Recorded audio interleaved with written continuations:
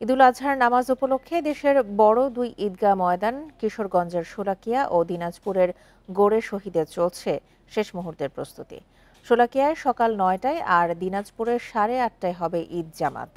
ঈদ জামাতকে ঘিরে নিরাপত্তা ব্যবস্থাকে সর্বোচ্চ গুরুত্ব দিচ্ছে প্রশাসন।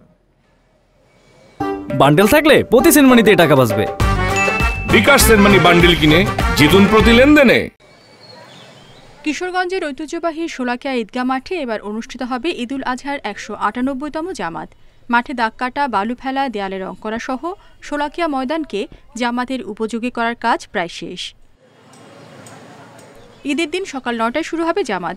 দূর দূরান্তের মুসল্লিদের জন্য বরাবরের মতো শোলাকিয়া স্পেশাল নামে দুটি বিশেষ ট্রেনের ব্যবস্থা করেছে রেল কর্তৃপক্ষ। মুসল্লিদের জন্য প্রস্তুত স্বেচ্ছাসেবক ও কয়েকটি মেডিকেল টিম।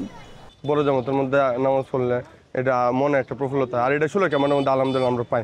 ছোটবেলা থেকে মানে মধ্যে নামাজ পড়ি, দাদার সাথে প্রথমে নামাজ পড়ছি, পরে বাবার সাথে, পরে আমরা নিজে এবং আমরা ছেলে মেয়েদেরকে নিয়ে আসি। এখন নিশ্চিত নিরাপত্তার ব্যবস্থা রাখা হয়েছে, ফায়ার সার্ভিস আছে, যদি অগ্নিকাণ্ড বা অন্য কোনো ধরনের দুর্ঘটনার আশঙ্কা যেহেতু থেকেই যায় সেই বিষয়গুলোতে দেখার জন্য ফায়ার সার্ভিসও এখানে তাদের টিম থাকবে। দিনাজপুরের গোড়ে শহীদ বড় ময়দানেও মাঠ পরিষ্কার, লাইন টানানো, মিনার পরিষ্কার, অজুখানা, টয়লেট, তোরণ নির্মাণের কাজ প্রায় শেষের পথে। জেলা প্রশাসনের পক্ষ থেকে মুসল্লিদের নিরাপত্তা সহ সব সুযোগ সুবিধা নিশ্চিতে প্রয়োজনীয় ব্যবস্থা গ্রহণ করা হয়েছে। ধর্মপ্রাণ মুসল্লিকে এখানে মানানসই পরিবেশে তাদের এখানে প্রবেশ করাবো।